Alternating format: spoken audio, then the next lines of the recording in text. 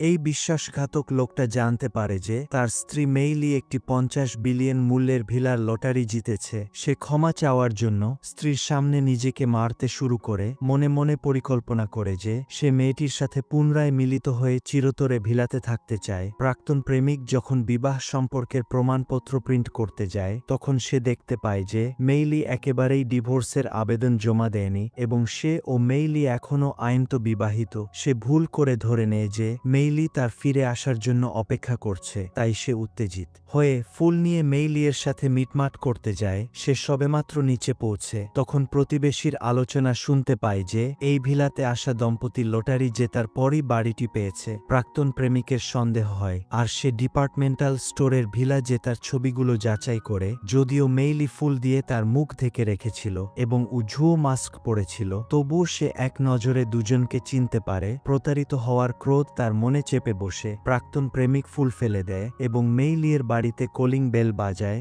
মেইলি যখন তাকে তাড়িয়ে দিতে পুলিশকে ডাকতে চায়, প্রাক্তন প্রেমিক আরও রেগে যায় এবং সঙ্গে সঙ্গে উজুকে নকল স্বামী হিসেবে দেখিয়ে পুরস্কার নেওয়ার জন্য মেইলিকে ফাঁস করে দেয়। সে হুমকি দেয় যে সে তাকে পুলিশে ধরিয়ে দেবে। মেইলি এমনিতেই আত্মসমর্পণের পরিকল্পনা করছিল। যেহেতু প্রাক্তন প্রেমিক জেনে গেছে, সে আর লুকানোর চেষ্টা করে না এবং স্বীকার করে যে এই দিনগুলোয় সে সবসময় ভয়ে ছিল এবং আত্মসমর্পণ করার পরে বাড়িটি ফেরত দেওয়ার জন্য প্রস্তুত ছিল। লোভী প্রাক্তন প্রেমিক একদিকে বাড়িটি পেতে চায়, আবার অন্যদিকে মেইলিকে ফিরে পেতে চায়। সে মেইলিকে হুমকি দেয় যে উজুও হল মিউংসুংডাংয়ের প্রেসিডেন্টের নাতি। যদি বাইরের লোকেরা জানতে পারে যে মিউংসুংডাংয়ের উত্তরাধিকারী একজন বিবাহিত মহিলার সাথে প্রতারণা করেছে, তবে সে প্রতারক হিসাবে অভিযুক্ত হবে এবং এর ফলে শুধু উজুই নয়, মিউংসুংডাংও বড় ক্ষতির সম্মুখীন হবে। প্রাক্তন প্রেমিক এই বিষয়টিকে ব্যবহার করে মেইলিকে জোর করে দ্রুত উজুয়ের সাথে সম্পর্ক ছিন্ন করতে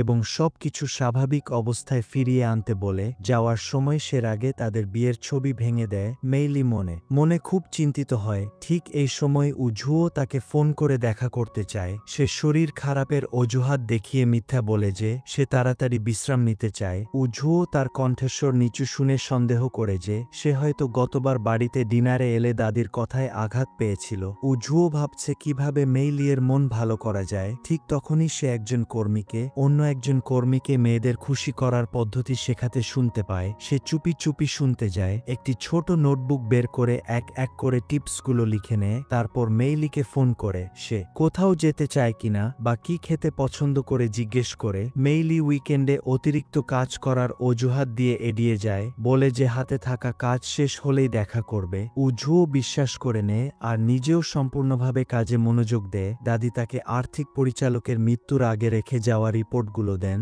আর সন্দেহ করেন যে আমেরিকান কনসাল্টিং কোম্পানিটির কোনো সমস্যা আছে। তিনি তাকে গোপনে তদন্ত করার নির্দেশ দেন। সে মনে করে যে একবার চাচার ডেস্কে কনসাল্টিং কোম্পানির আর্থিক রিপোর্ট দেখেছিল। শেষময় চাচা খুব আতঙ্কিতভাবে রিপোর্টটি লুকিয়ে রেখেছিল, তাই সে তার পরিচিত আমেরিকান বন্ধুকে ফোন করে সাহায্য চায় তদন্ত করার জন্য। শীঘ্রই বন্ধুটি জানতে পারে যে কনসাল্টিং কোম্পানিটি একজন কোরিয়ান মহিলা দ্বারা নিবন্ধিত হয়েছে আর সেই মহিলার 8 বছরের একটি ছেলেও আছে। উজুও বন্ধুটিকে আরও গোপনে তদন্ত চালিয়ে যেতে অনুরোধ করে। এসব ব্যবস্থা করার পরে সে মেইলিকে দেখতে খুব মরিয়া হয়ে ওঠে, তাই সে কাজের বিষয়ে মিটিং করার অজুহাত দেখিয়ে মেইলিকে বাইরে পিকনিকে নিয়ে আসে। উজুও মেইলিকে বোঝায় যে দাদি গতবার যা বলেছিল তা শুধুমাত্র দীর্ঘদিনের পরিচালনার দর্শন, তাকে উদ্দেশ্য করে নয়, আর আশা করে যে মেইলি এটি নিয়ে বেশি চিন্তা করবে না। মেইলি প্রাক্তন প্রেমিকের উজুকে ধ্বংস করার হুমকির কথা মনে করে কঠোরভাবে উজুয়ের হাত ছাড়িয়ে নেয় আর বলে যে সে ভিলাটি ফেরত না দেওয়ার সিদ্ধান্ত নিয়েছে। সে জন্মগতভাবে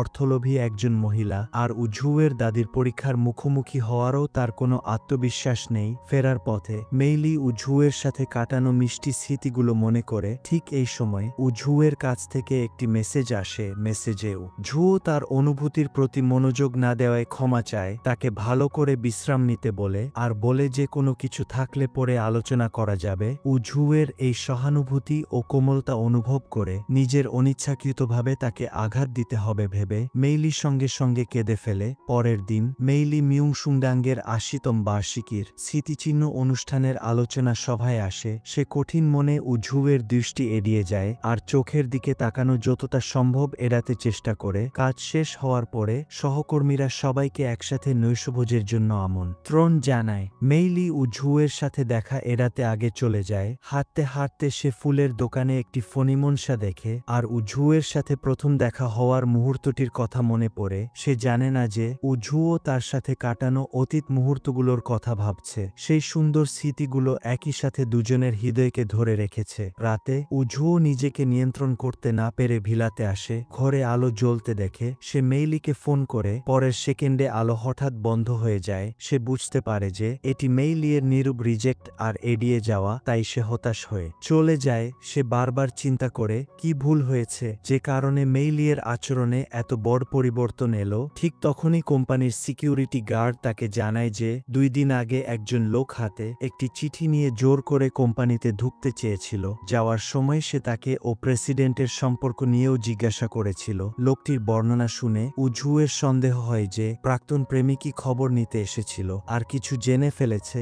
ঝুও মেইলিকে ফোন করে পায় না, তাই সে দ্রুত মেইলিয়ের বাড়ির দিকে ছুটে যায়। এই সময় সেই বেহাজা প্রাক্তন প্রেমিক আবার মেইলিয়ের বাড়িতে আসছ।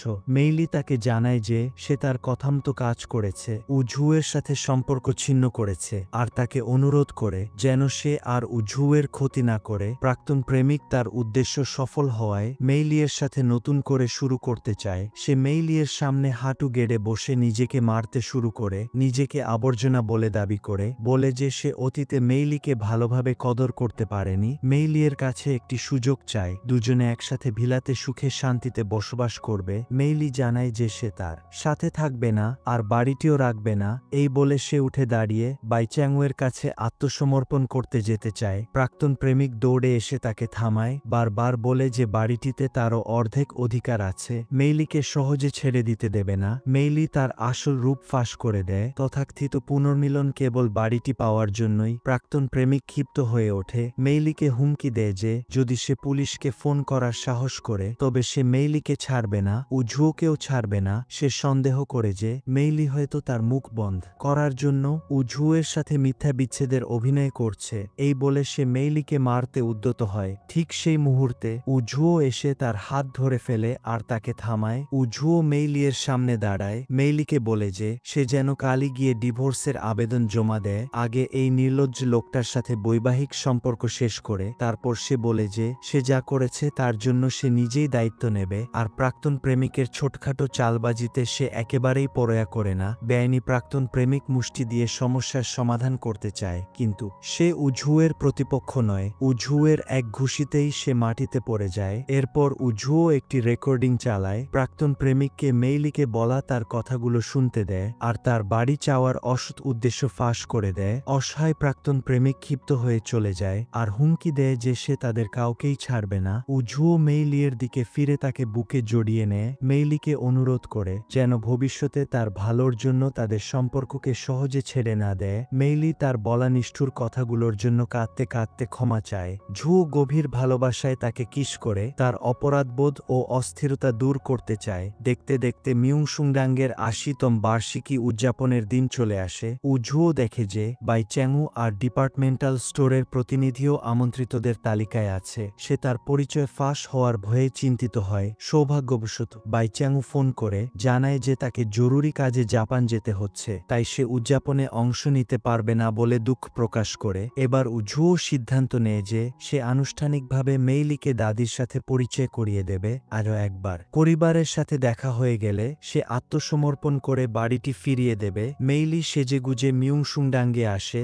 ঝুও তাকে দ্রুত দাদির কাছে নিয়ে যায়। সে যখনই দাদির কাছে মেইলিকে তার প্রেমিকা হিসেবে পরিচয় করিয়ে দিতে যাচ্ছিল, পাশের সচিব হঠাৎ দাদিকে মনে করিয়ে দেয় যে একজন ভিআইপি অতিথি এসেছে। দাদি অতিথিকে স্বাগতম জানাতে চলে যান, তাই ঝুওকে বাধ্য হয়ে মেইলিকে নিয়ে বসতে হয়। উদযাপনের মাঝামাঝি ঝুও হঠাৎ শুনতে পায় যে চাচা বাইচ্যাংয়ের ফোন ধরেছে আর জানতে পারেন যে বাইচ্যাংউ এবং প্রতিনিধি শীঘ্রই আসছে। সে তাড়াতাড়ি মেইলিকে মেসেজ করে। মেইলি বাইচ্যাংউ আসার আগেই চলে যাওয়ার প্রস্তুতি নেয়, কিন্তু বাইরে ঝুয়ের দাদির সাথে দেখা হয়ে যায়। দাদি আগেই বুঝতে পেরেছিল যে তার আর ঝুয়ের মধ্যে সম্পর্কটি সাধারণ নয়। জিজ্ঞাসা করেন যে তাদের মধ্যে কোনো বিশেষ সম্পর্ক আছে কিনা আর মেইলি ঝুও তার নাতি কিনা তা জানে কিনা। মেইলি স্বীকার করে যে সে ঝুয়ের পরিচয় জানে আর তাদের সম্পর্কের বিষয়টি মেনে নেয়, অন্য একদিন দাদির সাথে দেখা করতে আসবে বলে কথা দেয়, কিন্তু সে জানে না যে তাদের এই কথাগুলো পাশেই। বাইচ্যাংউ শুনে ফেলেছে। মেইলি চলে যাওয়ার পরে বাইচ্যাংউ উঝুয়ের সামনে আসে। তিনি উঝুকে প্রশ্ন করে যে তার ও মেইলিয়ের সম্পর্ক কি, তারা কি সত্যিকারের স্বামী স্ত্রী। এখানেই পর্বটি শেষ হয়। পরবর্তী পর্বের জন্য ভিডিওটি লাইক, কমেন্ট আর চ্যানেলটি সাবস্ক্রাইব করে রাখুন।